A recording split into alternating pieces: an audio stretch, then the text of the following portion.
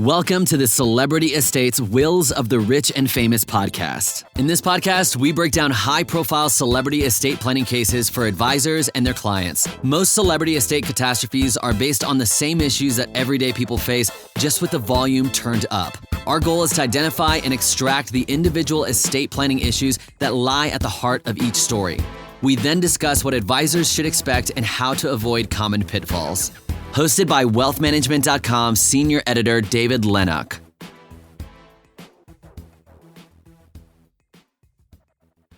Hello everyone, and welcome to the latest episode of wealthmanagement.com's Celebrity Estates, Wills of the Rich and Famous.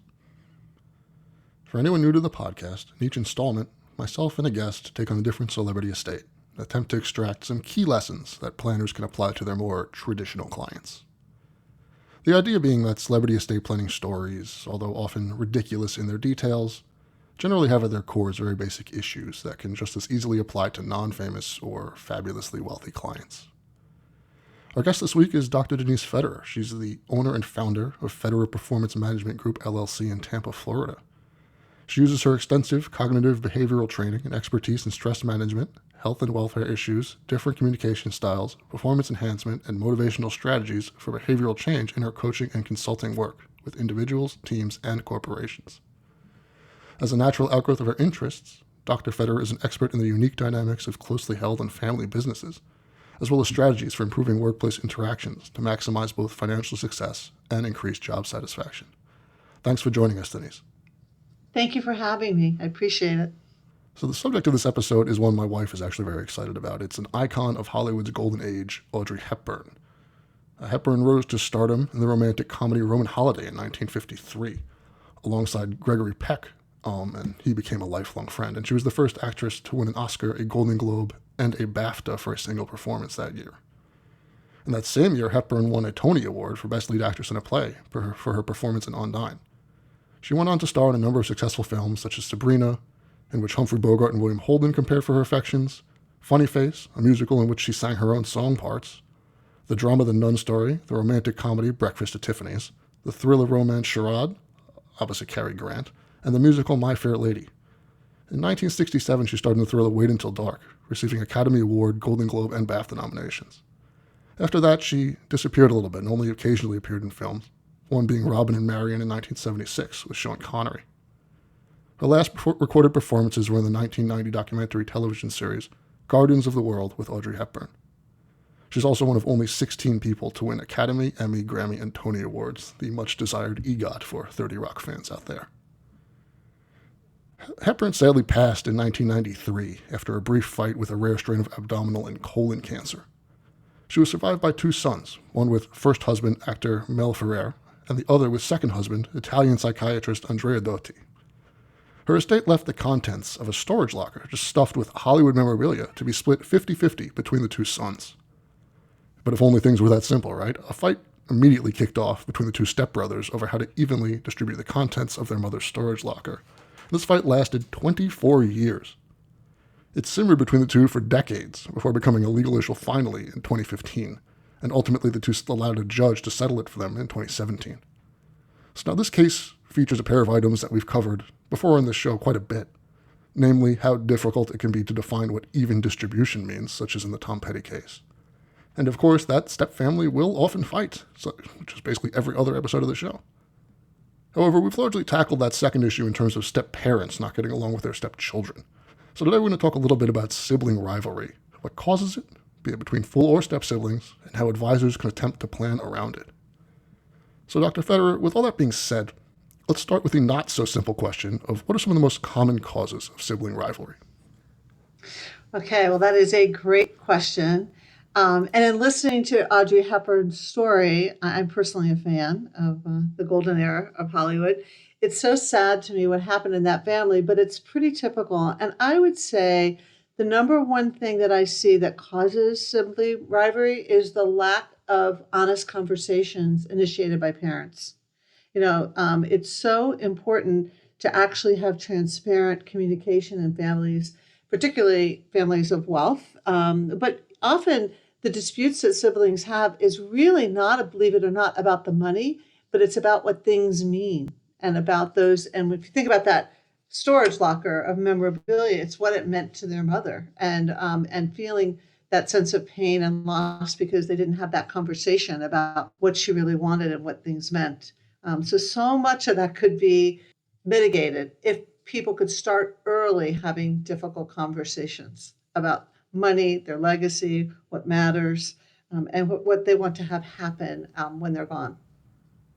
Yeah, and it's important to note, like, before everyone rolls their eyes at, oh, just communicate, that a Yeah. lot of these things, when you're dealing with sort of sentimental value, which is a lot of what we're talking about here, that's just not something you can properly plan for on paper or in a contract. That's something that has to be talked out over time because you just never know. And a lot of times these kids don't even know until they're right in it. I have a great story of one of the cases I worked with a family. This family was very wealthy, and the mom was trying ahead of time to start going through her things and share them with the three children that she had. And of all her antiques and all the valuable possessions, they all wanted to fight over these Flintstone glasses that they got at a gas station back in the 70s. They used to give it away when you had gas. When you got gas, you'd get a glass. And every year at Christmas, after they finished putting the star on the tree, she'd break out the eggnog and these glasses, and they would all celebrate Christmas. That was the thing all three of the children wanted, were those six glasses, because it reminded them of their memories of growing up. So it goes to show you that and she was shocked, by the way. She had no idea the kids her adult children had placed so much value, but it represented so much to them. And without conversation, you just don't know what's important to your children and how it's going to impact them and what it means to them. Yeah, I mean, it reminds me of the case of Robin Williams, which we kind of talked about on, I think, the second episode of the show, actually, where, of all his millions of dollars and all of his, things, that his family ended up sort of fighting a little bit over, like, his bicycle collection. Like, it was just like this weird, because they weren't fighting over the real money. It was just like this weird quirky No, thing that, it's like, that was just, to them, was him. exactly, it's what it means. And I think it goes to show that no matter how old you are, everybody needs their parents' attention and love and conversation, and relationships really matter. So these conversations are very difficult. And depending on generationally, whether people are comfortable or not talking about money, sharing their stories. I often think that financial advisors play such a potentially significant role in facilitating these conversations. And one of the ways to do it is to do what I call an ethical will, where you get your clients, or I get my clients and families of wealth to, and I just was discussing this today with a new client, starting off with just writing the story about your life and what things mean and what you want your legacy to be, what you want your relationship between your children to be, and then starting to share that story with your kids and having conversations about what things mean to them. As I said, if you've grown up with siblings, everybody's perception is their reality. What one sibling may have experienced in the same room, in the same house, with the same parents, gets experienced differently by another sibling. So having those open conversations is really important. So it allows people to have holiday dinner long after the parents are gone. Yeah, and I think the most important part about that idea is that you're giving some context to why you're having this difficult conversation. Like, I laugh about it because, just by pure coincidence, my father-in-law is an estate planning attorney. Ah, And sort of the way my wife and her brother have basically already divvied all of their parents' stuff up, because they literally sat down and were like, what right, do you want? right. And it was just like this hilariously direct conversation You know what? because But it's there's just what he something does. wonderful. Yeah, it's pretty wonderful, actually. It's a gift you give your kids. And everything has a different meaning. My mom passed away a year ago, and she just wore a necklace every day. And I wanted it because she wore it every day. And so my sister and I had a long talk. One of the things we decided to do, not that there was a lot of jewelry, was to sort of share it and then give it to our kids. We just wanted the sentimental things. And we had long conversations about when she got certain things and what my dad gave her and what it might have meant, regardless of whether we liked the actual piece or not. We really just had that conversation. So there's so many stories that parents can share with their kids, adult children and grandchildren. It's a gift that you give them by having that conversation. Yeah, and I'm glad you brought up this idea of these long conversations that you had, because I think it's very important to realize that, well, it's very hard to break this ice, and I mean, it can seem ghoulish depending on sort of what your family's like. Obviously not my wife's family, but some people are less comfortable talking about that than others. But the nice thing about it is that a lot of times once you've sort of like broken the ice and broken that seal with the first conversation, it becomes a self-perpetuating thing where, you have to schedule the first one if the families are really reticent about it. But then a lot of the time they bring things up that they then will go talk about on their own. And it starts because it brings up these emotions that they didn't even realize they were having. And it sort of kickstarts its own series of communications that the advisor no longer has to be dragging each one out. Right. Now, the other thing is that, anyone who has brothers or sisters knows that everybody has a different personality. Everybody approaches things differently. So the other thing when facilitating conversations, I try to help them shift from judging to learning. Where one child may say, I don't want anything from mom and dad, thinks that their brother or sister could be spoiled, or a sense of entitlement, really just sort of talking about what does money mean to them? What does their inheritance mean to them? What are the things, what is important to them going forward, and trying to learn about each other, because depending at what stage the parents pass away and where their kids are in their life, they may or may not be still connected.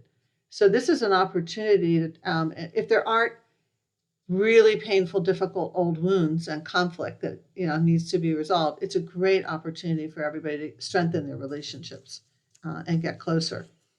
Yeah, and especially it's important for advisors to realize that, particularly if you're dealing with children who are in the sort of the judgmental zone, that a lot of times resolving these conflicts is going to first lead to a little conflict, and but it's just going to be so much less if you do it now in a controlled environment when everyone's around than if you let it fester and leave it to just come up on its own after everyone's dead. Absolutely. I have had, excuse me, I didn't mean to interrupt you, but I've had myself beg parents to have the conversation, and they're afraid of the conflict. And so they say, well, they can fight over it when I'm gone, which is really an unkind, selfish thing to do to your children. That's a very common way that clients and sort of decedents, if I want to use my put on my attorney hat, well, think about these things because they want to avoid it now. And they're like, I trust my kids to figure it out. It's like, maybe they'll fight. Yeah. It's like, it's going to be such a bigger fight. They don't comprehend that what could be a small fight with the three of you in the same room is going to be such a much bigger fight with the two of them and you dead. And them trying there's two things, right. And you said a couple of things that were so important. One, if by helping the parent, I'll just use that as an example, do what I call the ethical will and put some context to why they're creating their estate plan the way they are and what means what to them and why they're doing certain things. It's the first thing, it helps their kids understand. And two, it needs to be a series of conversations because it will bring up emotion and pain. And I might get the first reaction. I might feel defensive if I hear, fair and equal are not the same things. And so as a parent, they may feel that certain children need certain things or grandchildren. And I think out of respect to everyone there's ways to have these conversations separately first and then together perhaps, and trying to explain. It only makes me think of the show Succession, which I recently binge watched during this COVID. It's so convoluted if you don't have honest, open conversations. No, I love that you brought up Succession because as silly and sort of high drama as that show is, like a lot of that's like kind of in the same way that I like to think of this show, in that sort of as silly and high drama the stories we present are, like what's at the bottom of it is actually everyone goes through that. Everyone. It's real. It's another really interesting example of that is if you've seen Knives Out, which is yes, sort of like a comedy, cockamamie, dark comedy whodunit. Right. Like that, as an estate planner watching that movie, I'm like, this is silly and wonderful, but also like, this is so informative if you just like pay attention to what's actually like, this is real if you look below the goofiness. It is real. And that, and it again, I tell people, it doesn't matter how much money you have. Relationships are relationships, and children always want their parents' approval, always, even from the grave. So if I feel that you didn't respect me and give me, or you gave somebody more, I watch sibling rivalry in the families that I work with that are working in business together. It's that jealousy that goes on is very real. Well, I'm glad I think we'll transfer that to the next part of the conversation, right? Is that up till now, we've kind of been talking about, I guess, for lack of a better term, sort of prophylactic approaches, right? Where you want to try to nip these things in the bud before they turn into a thing. Unfortunately, that's not possible all the time. Sometimes you get a client and it's already a thing. So what can you do then as an advisor to try to resolve these conflicts? Well, I think there's two types of conflicts. There's a simple conflict and there's a complicated conflict. And the difference is a simple conflict is sort of you understand the variables. They're pretty, like I said, they're not complex. You sort of know what the issues are. There's not a long, complicated history. It's happening in the here and the now, either in the working setting or in the relationship between siblings. The more complicated kind of a conflict is when you have a long, long history. Mom always liked you best. It happened from the time we were 8 and 10. We were always fighting. We never liked each other. Now we're adults and we still don't like each other for a whole list of personality differences and situational things. I think an advisor first needs to try to understand what are the issues and start off trying to figure out what are the things that you might want to talk about in a family meeting and you want to set yourself up to win. And so try to not make it too complicated and try to make it a little more positive. And in your initial interviews, which I always recommend, if an advisor thinks they're going to put together a family meeting and try to facilitate that, you interview everybody separately to find out what their issues are so you can be prepared and not caught off guard. And if they're a complicated history, then you might want to, at that point, bring in some kind of family business consultant who can help you with that conversation. Absolutely. And, just like everyone, every individual client in a family sort of he brings their own baggage, right? They have their own, reason for the conflict. They also, a lot of them are going to have different ways, preferred ways of resolving the conflict. And so Absolutely. How do you sort of reconcile the sort of various ways that people, once you've identified the problem, now you have to figure out how they want you to fix it. Right. Well, in my relationships with families of wealth and family businesses, I have long-term relationships where I'm on retainer and I'm helping them work through identified issues and problems. So part of what makes my job a little easier, and hopefully maybe advisors can do this as well if they're having depth, is I'm developing a relationship with each family member and understanding them and hopefully getting their trust.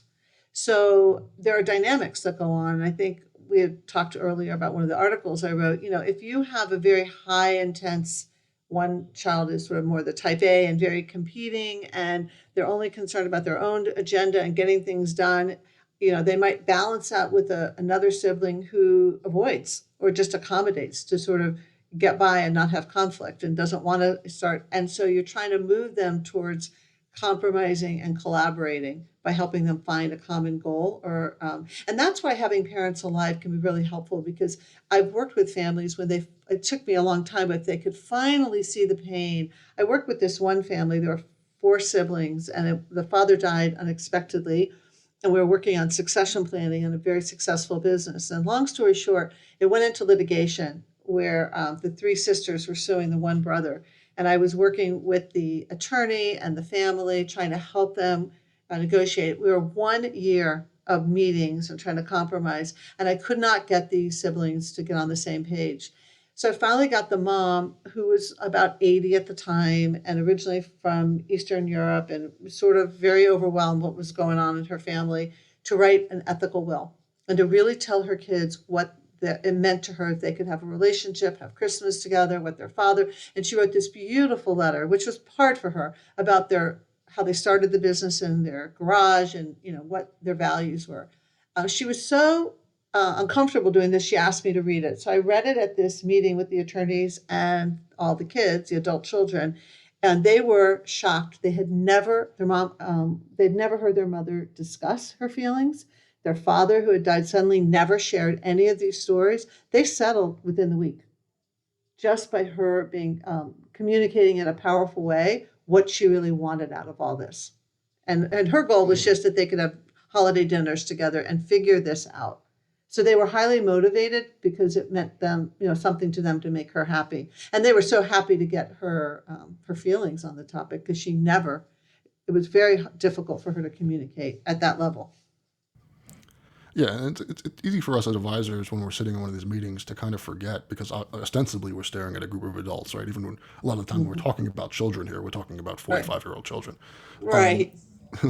But so it's like you're looking at a group of adults, but like it's still parents and kids, and kids still put their parents on pedestals and idolize them and have these, you know what I mean? There's still like a certain idealized version of that parent where like little things from them mean stuff, and preconceived notions of them being invincible. And like these things can still persist even once everyone is sort of 100%. into senior citizenship almost.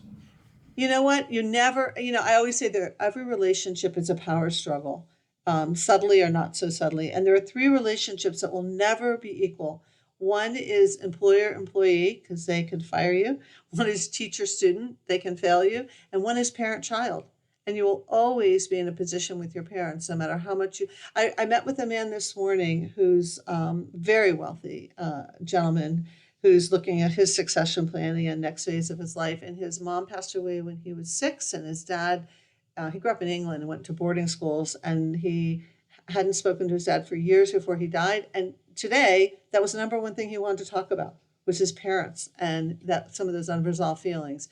And all the money in the world hasn't really put that piece to rest in his life. So Yeah, and I think it's it sounds so cliche, right? That's like, oh my God, I have parent issues. But it's like it's so easy for us to look at adults and think like, oh my God, my parents screwed me up so bad and they were so perfect. But it's like, well, no, their parents screwed them up so bad. They didn't have any idea what they were doing either. Like you know it's so what? hard for a lot of So kids to look at them true. as people who also don't have a clue. We all make mistakes, and so our parents make mistakes. We'll make mistakes parenting. And I'm not into being a victim. I used to tell people when I was a therapist, like, let's not be professional victims here. But I am into looking at your past if it helps you understand who you are today, and then the big so what? Where am I going? And how am I going to use that information? What's my vision going forward? And how can I get there? So I think understand, the gift you give your children, if you're willing to have, and as an advisor, people are always looking for that trusted advisor. It's hard for people to trust. And if you can offer that something special where you're not afraid of conflict and you're willing to go into some messy conversations about your money and what it means to you, how you view money. This guy was telling me today, he was from England, grew up very wealthy. His father didn't believe in giving him money, so he gave him $1,000 when he died. And he didn't even want to take it because the message of growing up is, I owe you nothing. It had nothing to do with how much money they have. They grew up very aristocratically. And so understanding how your family feels about money at an early age and talking about it can really help families stay connected, or it can help them separate if you don't have those conversations. Yeah, and that's also just a really interesting conversation to have because I think you can talk to 15 different experts and get 15 different opinions on when's the right time to tell the kids about the money. Do you ever tell them? It's like one of those questions in this industry that it seems like there's like just no answer to. Well, I think parents' biggest fear is if there's a lot of money, the children won't be motivated to Yeah, one work of or those have the trust fund values that appeals, they right? had. Right. But that starts early on, those values. I've watched really wealthy people still working, because it's about the meaning it has in their life and it's about their values. It's not just about the dollars. So I believe those conversations happen really early on, and you're a role model, and it's how you live your life and what you show your kids, what you talk to your kids about. It's not and yes, there are some unforeseen things that happen in families, but it's not an accident when you get adult children who work hard and have good values. It's usually Yeah, because those absolutely. kinds of things were talked about. So again, it's never too early to have these kinds, and particularly if you have a lot of money, you can talk about stewardship, responsibility, philanthropy, giving back to the community. If you are lucky enough to be born with money and be passing along money, that it's even more important to have that conversation. I think to not prepare your children because of your fears is unfortunate. And again, a financial advisor, if they're confident enough, can have these kinds of conversations with their clients. Yeah, and it's also like important. Just it's a matter of respect almost. Like Hmm. kids, no matter what you think about them, actual kids this time, not 45-year-old kids, although maybe 45-year-old kids too, they're not stupid. So like they have eyes and ears. They know Hmm. when they go to their friend's birthday party that, oh, this house is different than my house. When we go on a trip, we Exactly. take our plane as opposed to I went to my friend's, on the trip with my Uh, friend's family and we flew coach. Like they're right. getting this information eventually. And it's Yep. just up to you. It's your job where you can really mold that information and actually like help them process it and give it to them in a way that is controlled and helpful, as opposed to just letting them stumble into it and notice it as they notice it. It's a very interesting point you make, and I can think of many, many examples. I grew up with a friend who is very wealthy, and I kind of knew she was different because you went to her house, and at that time she had a tennis court and a pool and boats, and so you sort of figured it out. And her family name on a lot of universities, buildings, and she ran the family foundation. And I did ask her at one point, when did you figure out you were wealthy?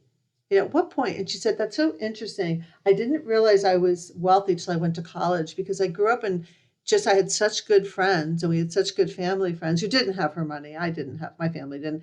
And it wasn't about that. She said, but when I went to college, I started to realize, oh, I am really different than other people.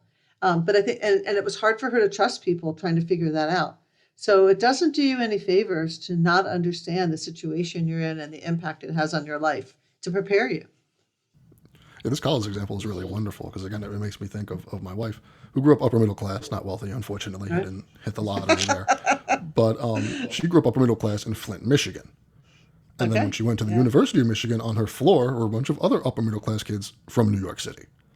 And so I went to Michigan. I had that same experience. Go Blue. Yeah. And so, I didn't even know that. See, that's wonderful. So she had this culture shock of being like, oh, these are very different people. So that's funny that you said I grew up in Miami and I went to Michigan. And I'll give away my age. A lot of people from Florida didn't go to Michigan. And I met all these other people from the suburbs of Chicago and Detroit and New York. And I was in culture shock as well. I was like, wow. I just think I hadn't been exposed to those values. I have one family I worked with. They're fifth generation international company. Their name is on the football stadium that I just recently saw a game. And I worked with the son, third generation son, who was really struggling. His dad was the current CEO and of the third wife of this guy. And he said to me, and this sounds so bizarre, but he said, growing up, I flew out on the family plane. We have 4 homes around the world. I lived this amazing life. And at the time I started working with him, specifically, he was 30. He said, nobody told me that when I turned 21, it was all going to turn off and I had to get a job and support myself. And he lived very meagerly. I mean, they had distributions of their money, but the expectations were where you put that money. So it didn't really affect his life. His siblings all worked in the company and lived a much more luxurious lifestyle. And he could not find his way. And he said so much frustration. He said, I just wasn't prepared. So they never talked about it, which I find fascinating. That's the other side of that. That's the other side of that preparation coin. Like if you avoid that conversation for so long, try to not create a trust fund kid, you effectively create a lottery winner. And then that's just as bad. They're going to not know what to do with that money either. So it's a very complicated conversation, but it has to happen. And you take complex ideas and you break them down to simple steps. And it starts with trusting a family, which is hard, particularly when you have families of wealth, to trust an outsider. I like to think of myself as an outside member of the family or outside member of the company, and a financial advisor that is willing to learn these skills and really trying to understand these concepts and how to have these conversations. They'll be invaluable to a family because, you need somebody to guide, someone objective to guide these kinds of conversations. Yeah, so unfortunately, we're running long here. This has been such an interesting conversation, and we've gone off in so many different directions that we've lost track of time a little bit, but that's a wonderful problem to have. But I would like to wrap things up and to thank our guest, Dr. Denise Federer, for being a fantastic guest. Thanks so much for coming on. Thank you so much for having me. I really appreciate it. This is great. And for all our listeners, I'll see you, or I guess you'll hear me, on the next episode of Celebrity Estates, Wills of the Rich and Famous. Thank you for listening to the Celebrity Estates Wills of the Rich and Famous podcast. Click the subscribe button below to become notified when new episodes become available. The information covered and posted represents the views and opinions of the guest and does not necessarily represent the views or opinions of InformaWealthManagement.com. The content has been made available for informational and educational purposes only. The content is not intended to be a substitute for professional investing advice. Always seek the advice of your financial advisor or other qualified financial service provider with any questions you may have regarding your investment planning.